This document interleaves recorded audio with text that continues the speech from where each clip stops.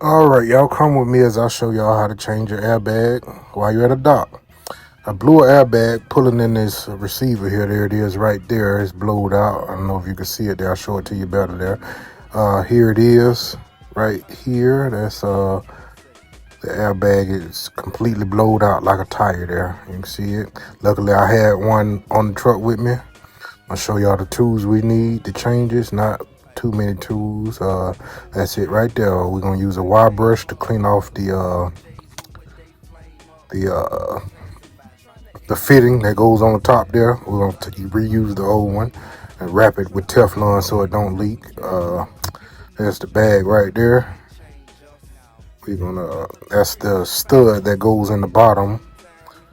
It's a 3/4. That's a 14 millimeter for these top bolts right here. Um, say it's 3/4 for this bottom stud that goes in the bottom. It just sticks in the bottom like that. Goes up through the bottom mount for the airbag. I'll show y'all that right there. On the other side, we done dropped the trailer, and that's the airbag. It blowed out completely right there. And what happens is there's a stud that goes in the bottom right there in that hole. I'll show that to y'all on the new bag there. And that stud comes out, or the base of the airbag breaks, one of the two there. I'm gonna show you how to do that. You take those top studs off the top there.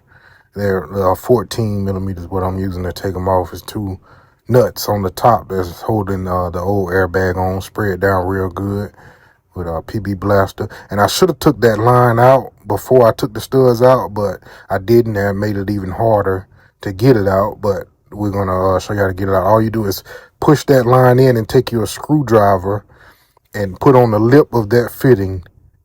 So push down on the line, push down on the lip of that fitting, and pull the line out. So push down, pull out. That's how you get that airline out of there. And there's the airbag. We got it taken out there, and this is what it looks like. It blowed. I went up a steep hill coming in here, and it fully extended and blowed out. There's the fitting that we're going to use. We're going to take out the old one. That's the two. This old airbag, it had removable studs, bolts in it. The new airbag doesn't, but that's the fitting right there that we're going to reuse. We're going to unscrew that with our adjustable wrench. And this is where the stud goes that wasn't in there. It fell out somewhere, which caused the airbag to catastrophic. But the stud is supposed to screw in the bottom of that through the base of the airbag. And like I said, it's 3/4 stud on that. It's supposed to go right there in that bottom mount for the airbag. It's supposed to go up through there like that, through the base of the airbag, and screws into the actual airbag itself. So that's how that works. But if that stud ever comes out or bends or the base breaks, you're going to blow an airbag. I'm seeing a lot of these happen more and more. You see the base of the airbag on the side of the highway. I'll show y'all what the base of the airbag looks like. What we're going to do is we got the old fitting out. We cleaned it up with the wire brush, and we're going to wrap it with Teflon tape real good so it doesn't leak. Any kind of air fitting you're using, you want to make sure it's Teflon wrapped to ensure that it doesn't leak. So it's real simple there. Screw it into the top of our new airbag. Tighten it up with our adjustable wrench because I'm too lazy to find the proper socket. But whatever. Screw it in there real good. Make sure it's good and tight. And I'm going to show y'all how the stud goes. This base at the bottom right here, that's the part number. I don't know if you can see that, but it's at the top. And this is just a generic bag that I just kept on hand. There's the part number right there at the top if you want to pick up one and keep in the truck. Because when these things blow, if you're loaded, you can definitely be immobile. Luckily, I had this airbag in the truck. I blew about two of them previously, one on the trailer. So I just decided to keep one in the truck, and it's a good thing I did. So that stud, you just screw in the bottom of it like so. You want to make sure it's fairly tight. You don't have to over tighten it. Definitely don't want to over tighten it because you can definitely strip it when you go to mount it. But just make sure it's kind of tight there like so. And make sure you got it in there pretty good. And then stick your base back on there. This is the base I was talking about that breaks, and you'll see them on the side of the highway. And I'm gonna get a washer. Make sure you get a washer on there, and Then you just put your nut on the end of it.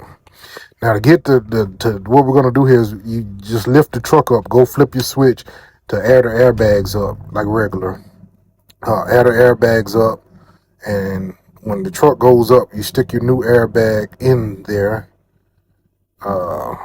Stick it in there like so. Make sure you get that bottom stud dropped into the base of the airbag there. Make sure it goes in that hole. You want to do that first. Then once you get it in there with the airbag up, you can't do this with the airbag down. You have to get the truck up. Once you get it in there, all you do is line up. Now you line up your top studs. Make sure they go through both holes in the frame there. And I'm going to show you how we're going to do that. This is the magic part. A lot of guys don't know. So we're doing this without a jack. You can definitely change your airbag without the jack. Even on the trailer, I've done both. So what you're going to do is make sure you get those top studs lined up. You do not want to get your finger between the top of the airbag and the bottom of the frame, because for some reason, if the frame goes down, you could become an amputee. So you want to just get it lined up as best as you can, like you'll see I'm doing here, or about to do here, and then stick your airline in that. Do not push it all the way in, because you want to make sure it can you can take it back out, because you're going to have to do this a couple times. So just stick some air in it, let it expand, let it come up, try to line your hose up, and if it's not right, you just take the line out like you see me doing, let it go back down, stick it back in there just a little bit, and try again until you get the studs lined up like so. Bam. Once you get it lined up, put your nuts and washers back on the top. Both of them, there's two of them. Use a 14 millimeter socket. Like I said before, you want to get those all tightened down, then come down here to the bottom. This is what the bottom of it looks like.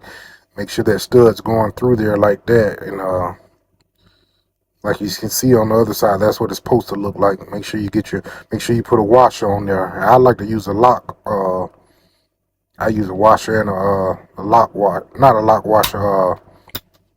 A locking stud with the stuff in there, whatever you call it. Anyway, get that tightened up. You don't want to get this too tight, because it will strip out of there. It will strip out of the bottom of the airbag, and then you're screwed. So you want to get it tight, just fairly tight, and make sure it's in there. Make sure it's good and tight, good and sturdy. Slap it, make sure it's not going nowhere. And this is what it looks like. Make sure you got your studs tightened at the top. Make sure your airline is pushed all the way in now, and it's not going to blow out. So push down in it, make sure it won't pull back out, and that's pretty much all there is to it. Make sure everything's tight, make sure all your bags are inflating, make sure your frame is going up, and that's pretty much the end of that. Pick up all your old tools, get cleaned up. That's what it looks like when you install the new one. There it is.